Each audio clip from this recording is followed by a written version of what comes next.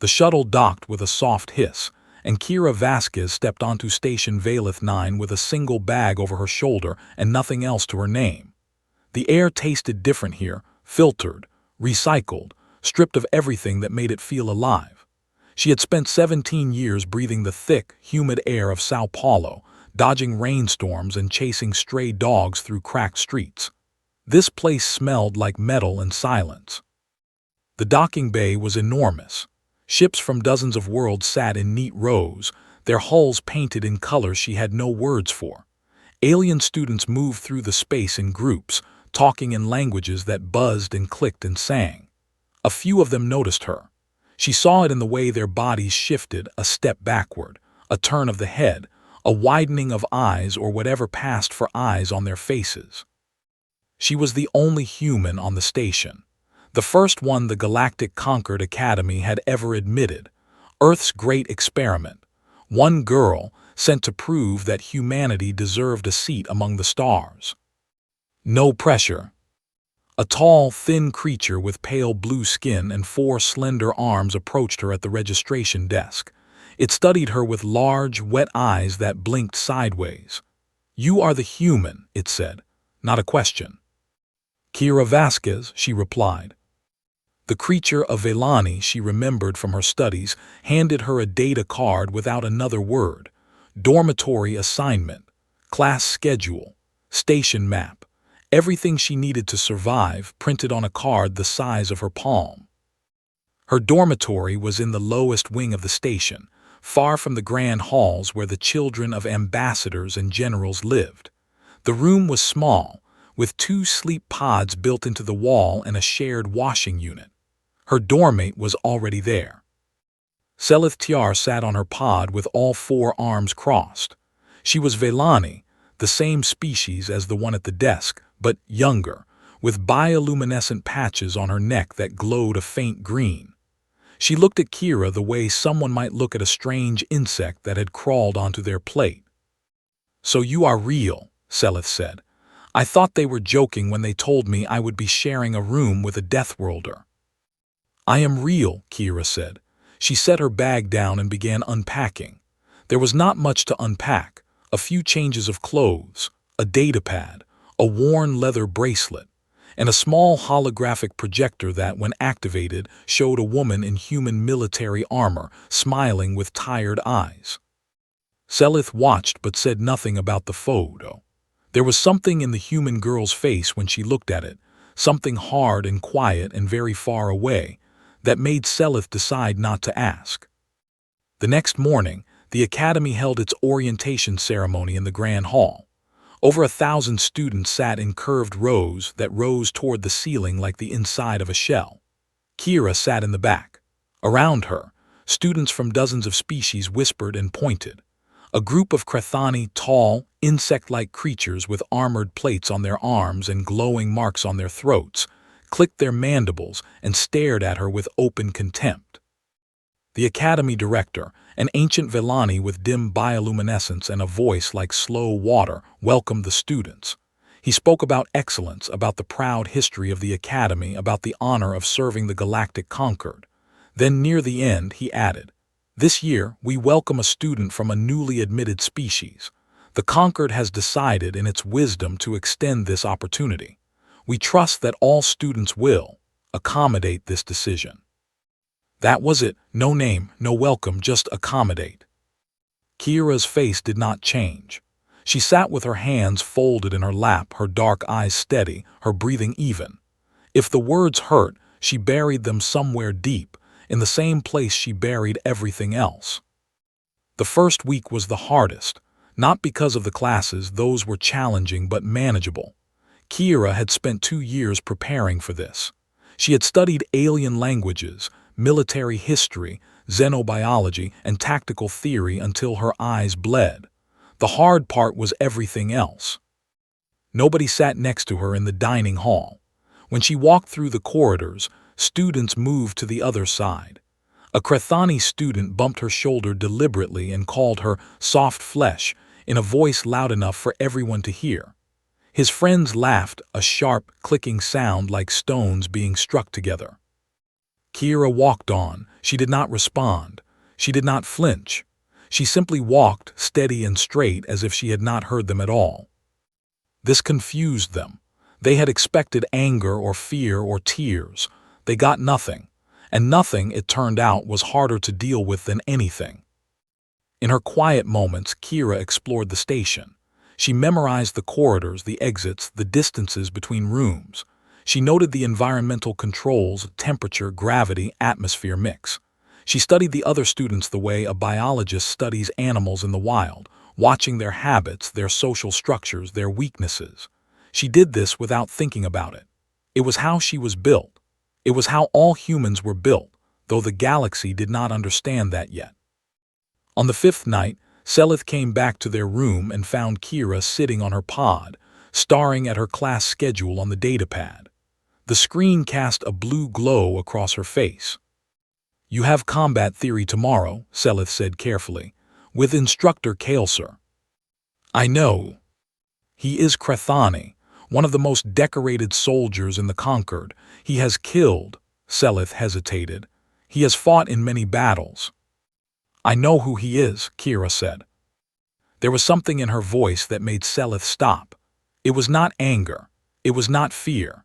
It was something older than both, something patient and cold, like stone that had been worn smooth by years of water. Kira turned off the datapad and lay back in her pod. She stared at the ceiling. In the darkness, the holographic photo of her mother glowed faintly on the shelf beside her. A woman in armor, smiling, alive, frozen forever in a moment before everything went wrong. Kira closed her eyes. Tomorrow, she would sit in a classroom and learn about war from the creature who had taken her mother from her.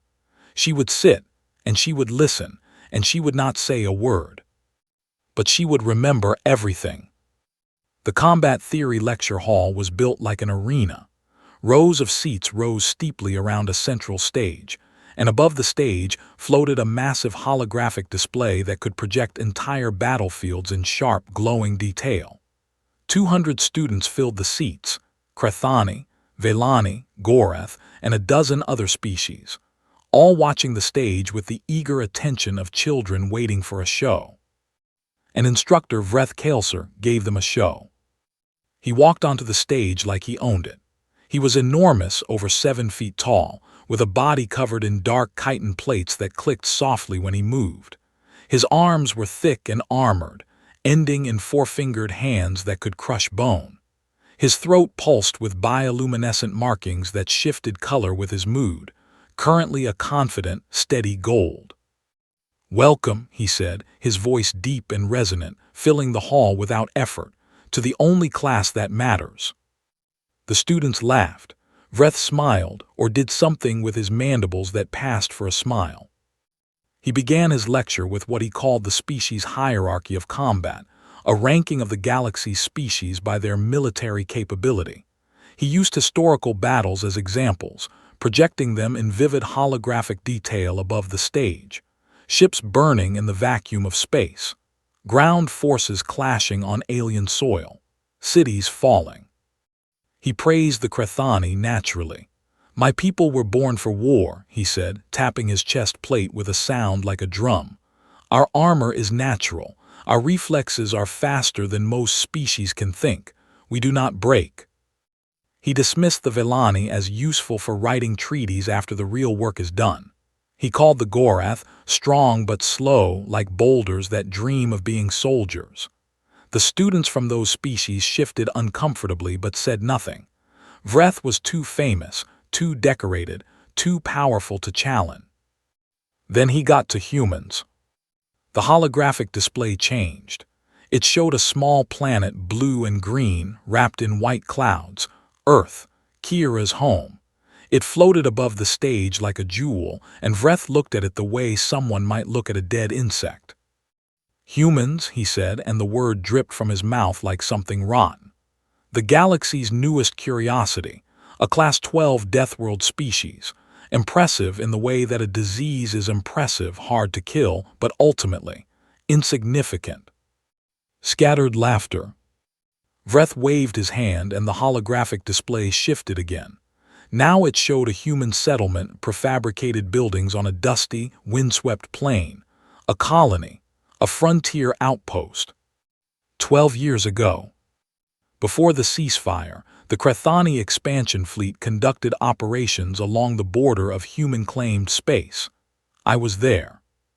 He said it casually, like a man mentioning a vacation he once took. The humans fought, I will give them that. They screamed and they bled and they fired their primitive weapons until the barrels melted, but they broke. He paused for effect, letting his throat markings pulse a brighter gold. They always broke.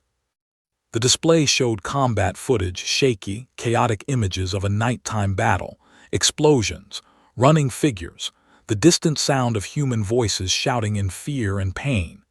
Kira recognized the settlement layout immediately. Prefab barracks in a grid pattern, a communications tower in the center, a perimeter wall that had been torn open on the eastern side. Outpost Meridian 7. She knew it before he said the name. She had studied the reports. She had read the casualty lists.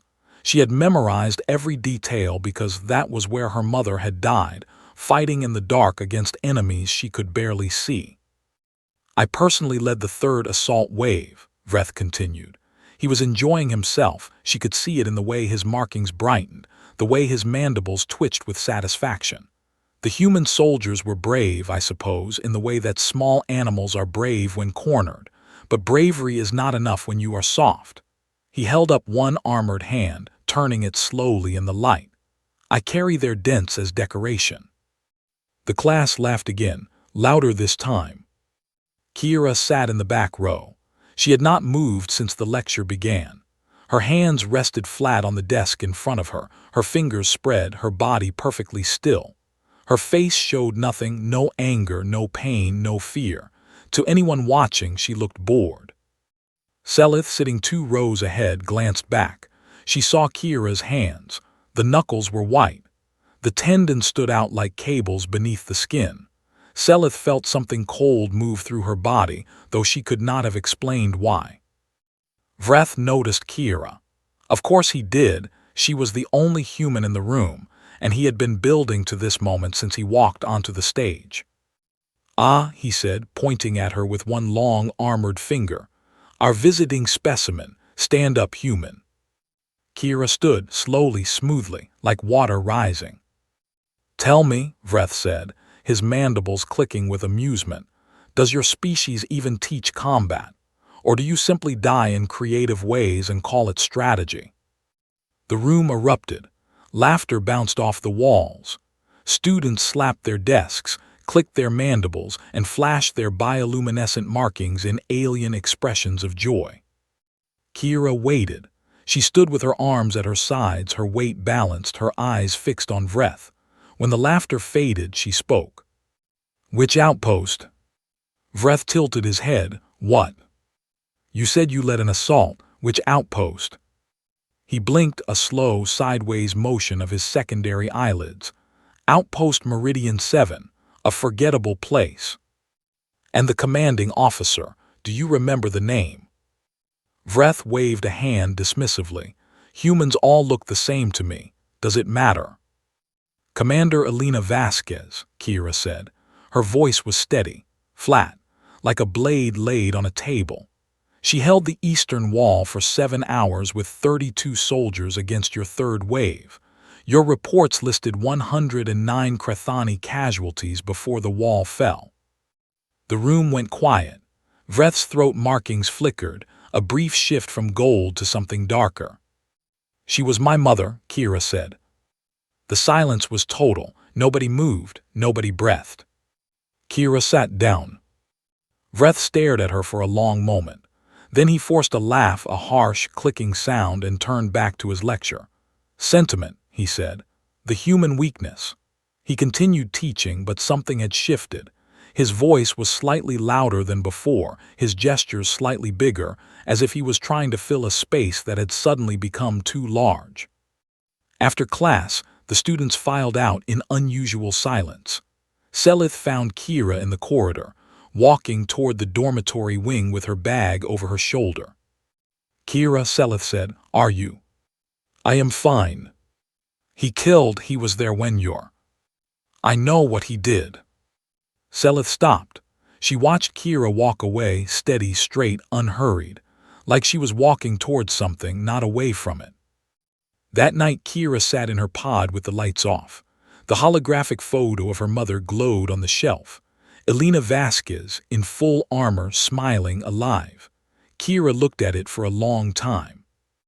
Then she opened her datapad.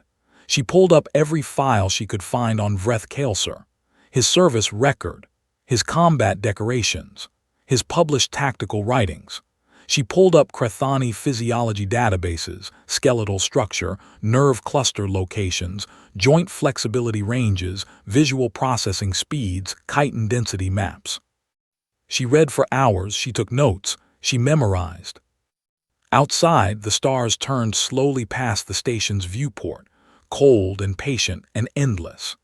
Inside, a 17-year-old girl from a broken planet studied the body of the creature who killed her mother, and she did not stop until she knew him better than he knew himself. In the weeks that followed, Kira Vasquez changed. Not in any way that most people could see. She still sat alone in the dining hall, still walked the corridors with her single bag and her quiet face, still spoke only when spoken to. But something beneath the surface had shifted, like a river changing direction underground, and the effects began to show in ways that nobody expected. It started with the exams. Combat theory was not just about fighting. It covered tactics, logistics, military history, species analysis, and strategic planning. Breth Kael'ser designed his exams to be brutal, multi-layered problems that required students to think across disciplines and species boundaries. Most students struggled. The best scored in the high 70s. Kira scored 98 on the first exam, 96 on the second, 100 on the third. Breth marked her papers harshly. He deducted points for formatting, for word choice, for answers that were technically correct but lacked elegance. It did not matter. Kira was so far ahead of the other students that even with his penalties, she sat at the top of every ranking. He stopped calling on her in class. She had taken that weapon from him. Every time he had tried to embarrass her with a difficult question, she had answered it perfectly, calmly, without hesitation. The other students had begun to notice. They no longer laughed when Breth mentioned humans. Then came the physical assessments.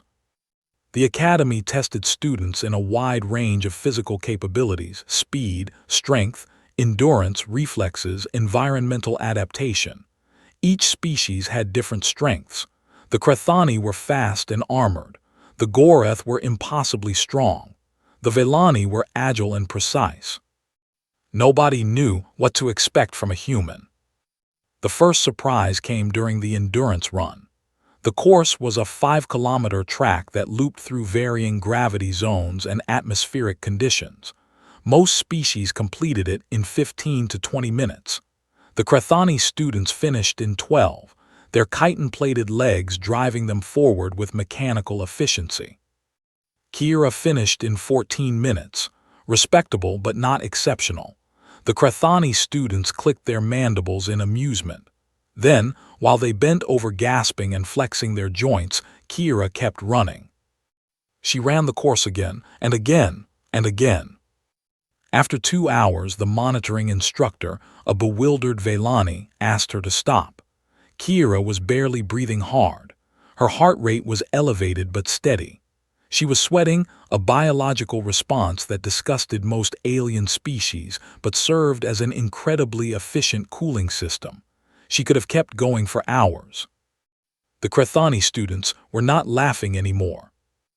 In the strength tests, Kira matched the mid-tier Goreth students in grip strength, a feat that should have been impossible for a creature her size.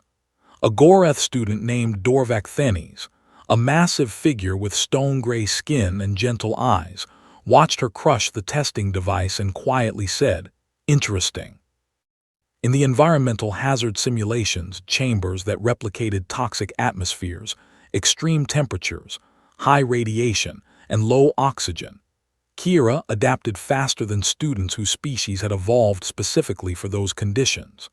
When a Veilani instructor asked how she survived a simulation that dropped the oxygen level to 7%, Kira shrugged and said, "Humans climb mountains higher than that for fun." The instructor did not know what a mountain was. When she looked it up later, she was horrified. Word spread. In the library, in the corridors, in the quiet spaces between classes, students began talking about the human, not with fear exactly, but with a new kind of attention. The jokes about soft flesh grew less frequent.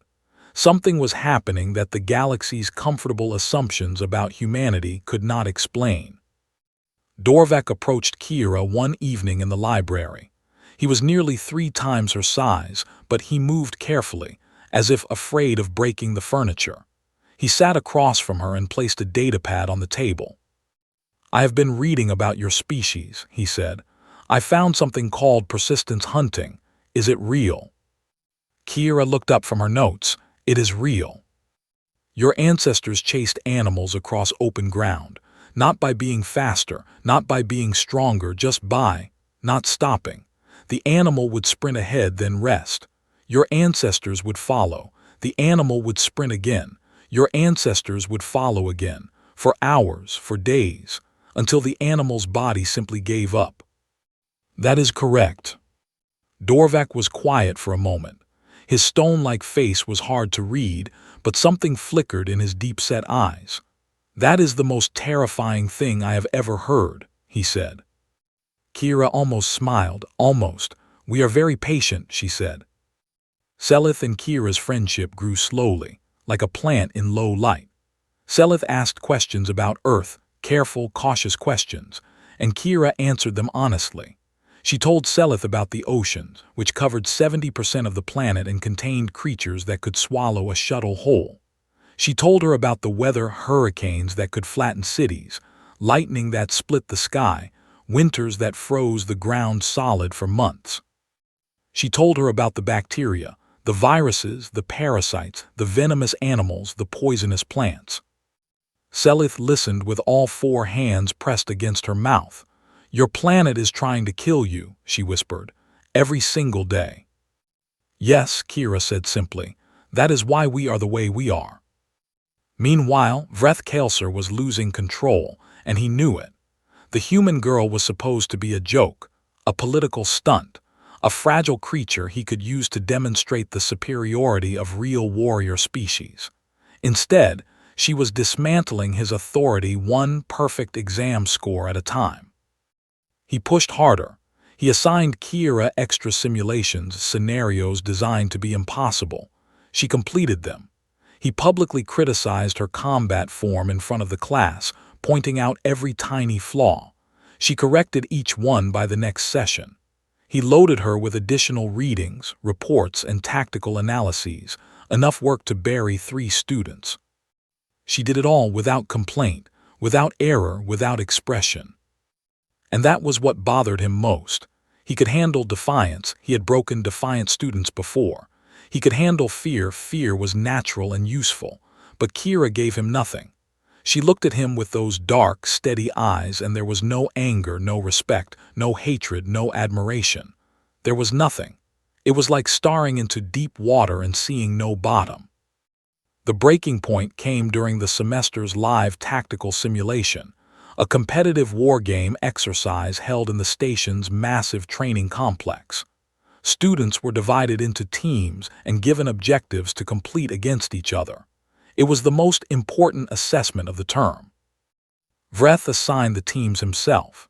He gave Kira the weakest squad, 3 Veilani students who had never scored above average and a single Gorath who was known more for his poetry than his fighting. He placed them in the worst starting position on the map, and he gave them an objective that was, by any reasonable calculation, impossible to achieve. The exercise began at dawn and was expected to last 8 hours. It lasted 19.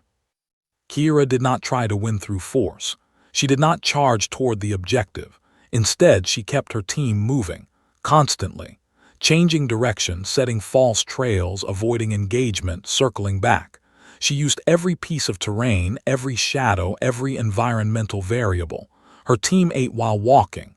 They rested in shifts of 15 minutes. They never stopped.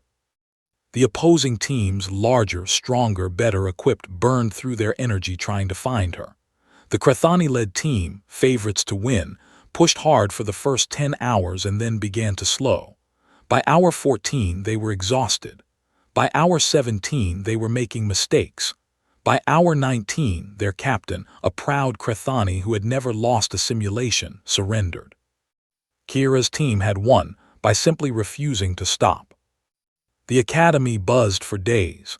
Students who had ignored Kira now watched her with new eyes. Instructors discussed her performance in private meetings. Even the conquered officials who monitored the academy took notice. Breth took notice too, but not in the way the others did. He cornered her in a corridor 3 days later, his massive body blocking the path, his throat markings pulsing an angry red. "You think you have proven something, human?" His voice was low, dangerous. "You have proven nothing. A simulation is not war. I have killed things stronger than you with my bare hands." Kira looked up at him. The top of her head barely reached his chest. She did not step back. She did not look away. She studied him the way she studied everything, carefully, completely, without hurry. "I know exactly what you have killed, instructor," she said quietly. Then she stepped around him and walked away. Breth stood in the empty corridor. His throat markings flickered erratically, shifting through colors he could not control. Something cold had settled in his chest, a feeling he had not experienced in decades of warfare across 12 star systems. He did not recognize it at first, because he had never felt it before. It was doubt. Every semester, the Academy held a combat demonstration, a formal event where instructors showcased fighting techniques using volunteer students. Dignitaries came from across the Concord to watch. Military officials, ambassadors, and representatives from dozens of worlds filled the grand amphitheater in their finest ceremonial attire. It was equal parts education and entertainment, and it was the most watched event in the Academy's calendar. Breth Kaelser had been the star of the demonstration for 9 consecutive years.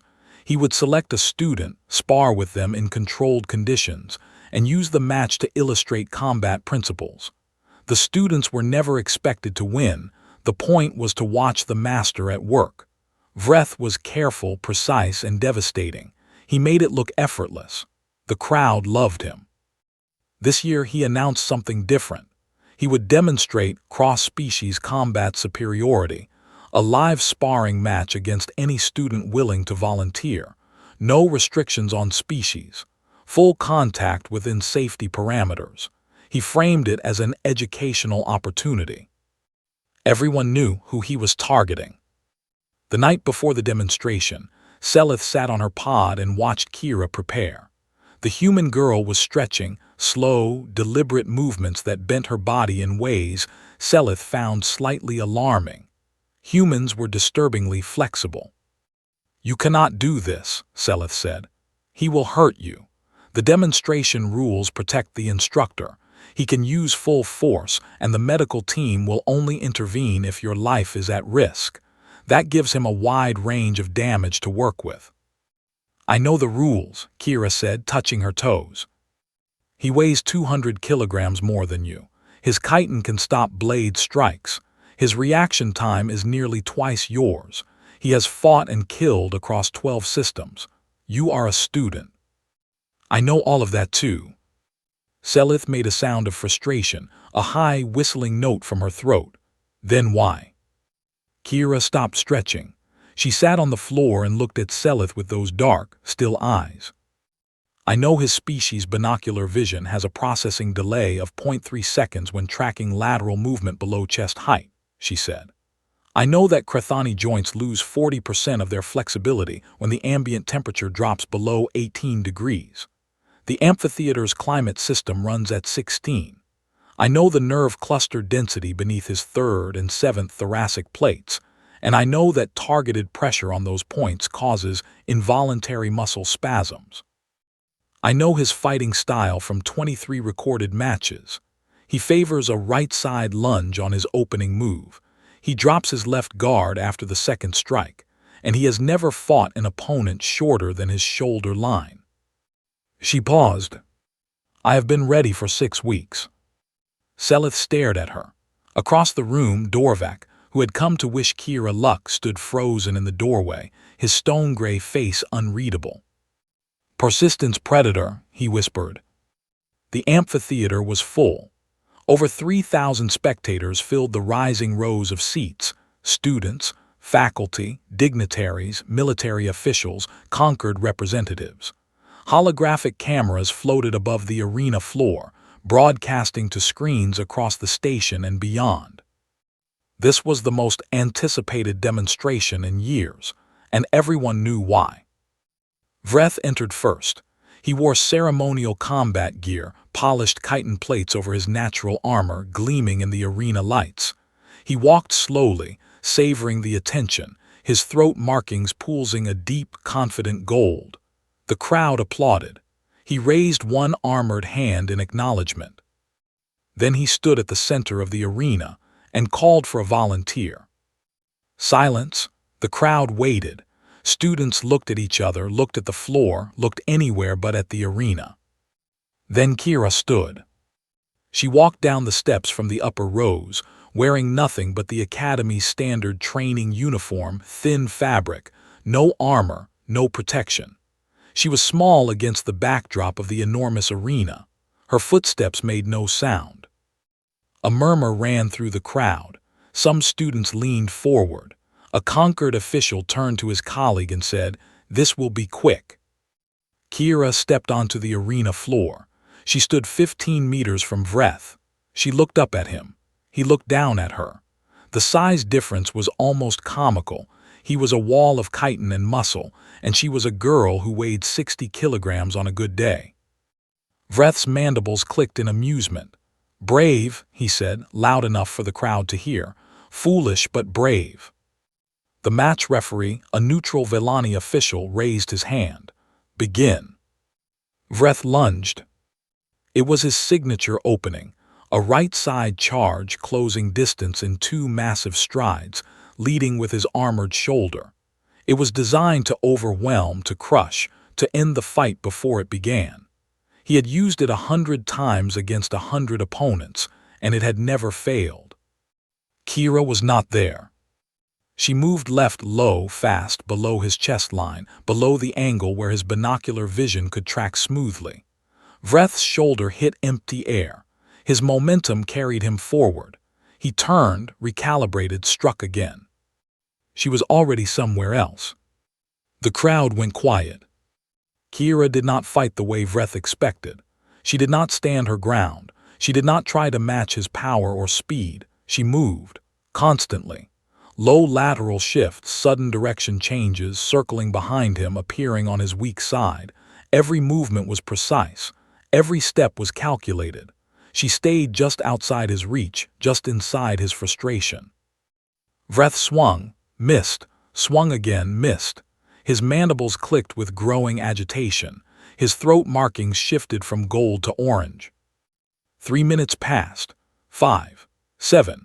The crowd watched in stunned silence as the galaxy's most decorated combat instructor failed to land a single blow on a 17-year-old girl. Kira was not attacking. Not yet. She was watching, reading, waiting. Every missed strike told her something.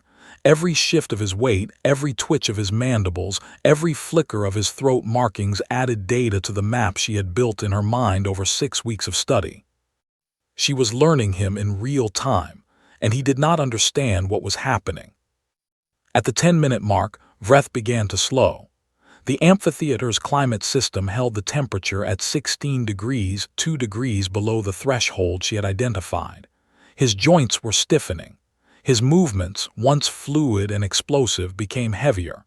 His breathing grew louder, a rasping click from deep within his thorax. He was designed for short, brutal engagements. Overwhelming force, applied quickly. That was the Crethani way. They were not built for this, for a fight that would not end, against an opponent who would not stop moving, who would not stand still, who simply refused to be where she was supposed to be. Persistence hunting, applied to single combat. At the 12-minute mark, Kira struck. It was not a dramatic blow. It was not a powerful hit. It was a precise, open-palmed strike to the gap between Vreth's third and fourth thoracic plates, exactly where she knew the nerve cluster sat, exactly where the chitin was thinnest. Vreth flinched. A small, involuntary spasm ran through his left side. She struck again, different spot, same precision, the nerve cluster beneath his seventh plate. His left leg buckled for a fraction of a second. The crowd gasped. Vreth roared. The sound shook the arena, a deep, thunderous vibration that made the air tremble. He swung wildly, abandoning technique, abandoning strategy, driven by something primal and desperate. He was no longer fighting a demonstration match. He was fighting for his pride, his reputation, his identity as a killer, as a conqueror, as the thing that other species feared. Kira sidestepped the charge. She hooked her foot behind his leading ankle, a simple, ancient technique that human children learned in schoolyard fights, and Vreth's own momentum did the rest. He crashed to the arena floor. The impact shook the amphitheater. Dust rose in a cloud around his body. Before he could rise, Kira was on him. One hand pressed into the nerve junction beneath his jaw, the Crethani paralysis point that she had studied in diagrams, in medical texts, in anatomical databases, night after night in her small dormitory pod. Her other hand braced against his thoracic plate, holding him down with leverage rather than strength. Vreth could not move. His body had locked, every muscle frozen, his bioluminescent throat flickering wildly between colors, red, white, purple, black, a Crethani distress signal that no one in the arena had ever seen from him before. The amphitheater was silent. 3,000 beings held their breath. Kira leaned close. Her lips were near the side of his head, where the Crethani auditory membrane was thinnest. She spoke quietly, so quietly that only he could hear. Outpost Meridian 7, Commander Elena Vasquez. She held the eastern wall for 7 hours. She killed 39 of your soldiers before she fell. She was my mother. Vreth's eyes, all 4 of them were wide, frozen, staring at nothing. She did not break easily, Kira whispered, and neither did I. She released him, she stood, she stepped back. Vreth lay on the arena floor. He did not get up. His throat markings dimmed to a faint, trembling gray, the Crethani color of surrender. For 3 seconds there was nothing, no sound, no movement, the universe held still. Then Dorvac stood. His massive stone hands came together with a sound like thunder. Selith rose beside him, her bioluminescent patches blazing white, the Vellani expression of awe. One by one, row by row, the amphitheater erupted. Students, faculty, dignitaries, beings from dozens of worlds who had never agreed on anything rose to their feet and filled the arena with sound. Kira stood alone on the arena floor. She did not smile. She did not raise her hands. She breathed in, breathed out, and looked at the place where Vreth lay broken not in body, but in everything he had believed about himself and about the soft, fragile, insignificant creatures from the little blue world. In the dignitary section, a conquered official quietly opened a file on his datapad. He deleted the old title, Humanity, Provisional Assessment, and typed a new one. Humanity, Threat Reassessment Priority Alpha. The footage reached every corner of the galaxy within 6 hours. Someone in the amphitheater had recorded the entire match on a personal device and uploaded it to the public networks before the Academy could control the narrative. By the time the station's communications office realized what was happening, the video had been copied, shared, translated, and analyzed by billions of beings on thousands of worlds. The galaxy had watched a 17-year-old human girl dismantle the most decorated combat instructor in the Conquered, and it could not stop talking about it. Military analysts from 12 species published breakdowns of Kira's technique. They studied her footwork, her timing, her knowledge of Crethani physiology. A retired Goreth general called it the most sophisticated application of species-specific tactical exploitation I have seen in 40 years of service. A Veilani combat theorist wrote a paper titled Endurance as Weapon, the Human Paradigm, that became the most downloaded academic publication of the quarter. The political consequences moved even faster. Within 3 days of the match, the Galactic Concord opened a formal investigation into instructor Breth. His years of boasting in the lecture hall, his proud, detailed stories of killing human soldiers during the border conflicts, had been recorded by the Academy's own archival systems. What he had treated as war stories, the Concord's legal office now treated as evidence. The ceasefire agreement between the Crethani expansion fleet and the human frontier colonies had included strict terms about the conduct of hostilities. Breth's accounts of his actions at Outpost Meridian 7 and other engagements suggested violations, deliberate targeting of medical facilities, execution of wounded personnel, destruction of civilian shelters. He had confessed to these things openly, proudly, in front of hundreds of students, because he had never imagined that anyone would care about the deaths of a few humans. He was wrong. Breth was stripped of his teaching position on the 4th day. His combat decorations were suspended pending review. He was confined to quarters and informed that he would face a formal tribunal within the month. The Academy tried to manage the situation quietly, but quiet was no longer possible. The story had grown beyond the station, beyond the Academy, beyond the Concord's ability to control. On Earth, the footage played on every screen. In the frontier colonies, human settlers who had lived under the shadow of Crethani aggression for over a decade watched a girl from Sao Paulo stand over the fallen body of their enemy, and they felt something they had not felt in a very long time. They felt proud. Kira did not feel proud. She felt tired. The days after the demonstration were a blur of attention she did not want. Students who had ignored her for months now approached her in corridors, wanting to talk, wanting to congratulate her, wanting to be seen near her. Interview requests arrived from media outlets across 30 systems.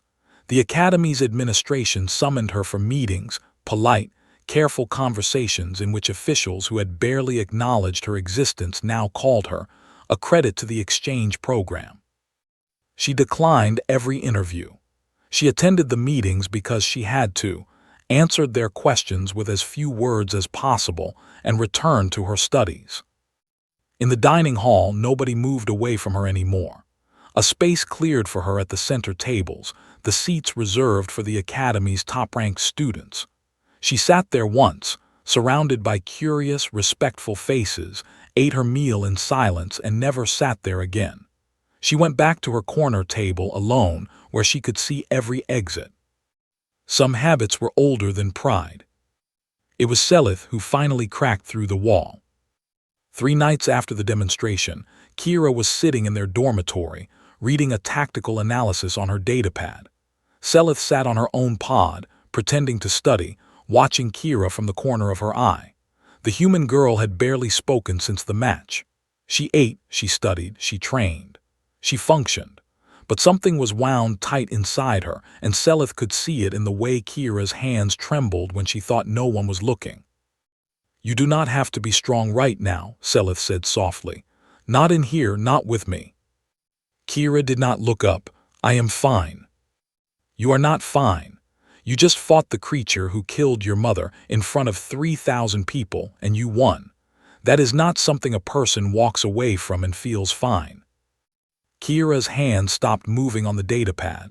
She stared at the screen, but she was not reading anymore. Her jaw was tight. Her shoulders were rigid. She looked like a wire stretched to its limit. "I did not know if I would win," she said. Her voice was quiet, barely more than a breath. "I studied him for 6 weeks. I knew every weakness, every limitation, every flaw in his technique. But when I stepped onto that floor and looked up at him, all that armor, all that size, all that history, I thought." She stopped, swallowed. I thought about my mother standing at that wall, looking at the same thing, knowing she was not going to survive. Selith said nothing. She waited. I was not afraid of being hurt, Kira said. I was afraid of failing her, of standing where she stood and falling the same way, of proving them right that we are soft, that we break, that we are nothing. A tear ran down her cheek. She wiped it away quickly, angrily, as if it had betrayed her. Selith crossed the small room. She sat beside Kira on the pod and wrapped all 4 of her arms around her. It was an awkward embrace. Selith's body was not built the same way, and the angles were wrong, but Kira leaned into it anyway, and for a few minutes she let the wall come down.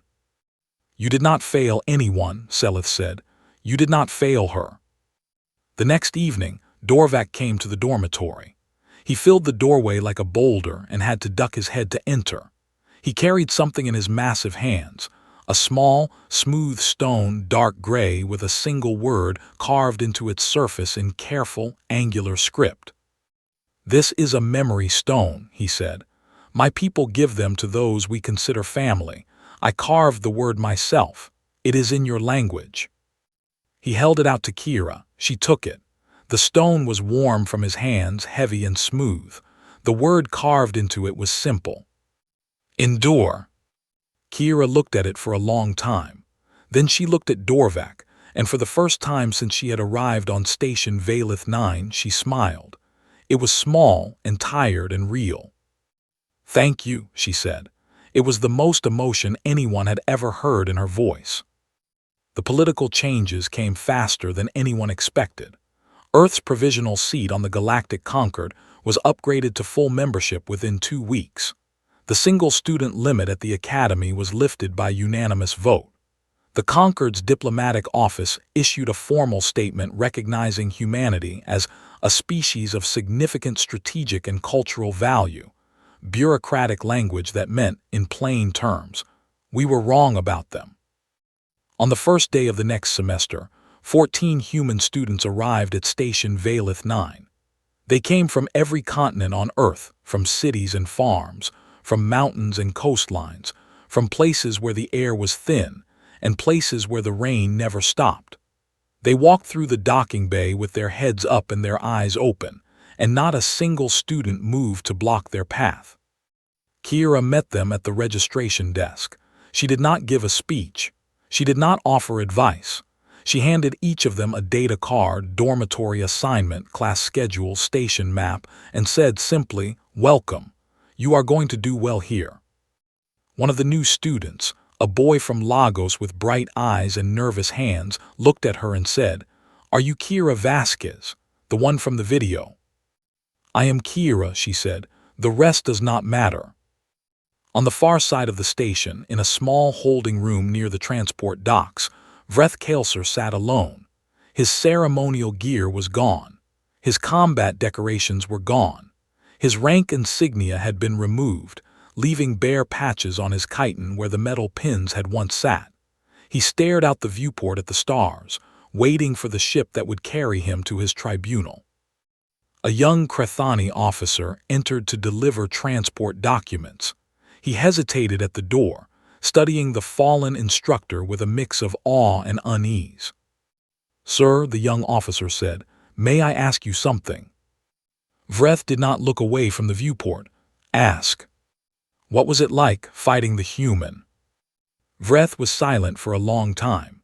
The stars moved slowly past the glass, cold, distant, indifferent to the small dramas of small creatures. "I have fought across 12 systems," he said finally.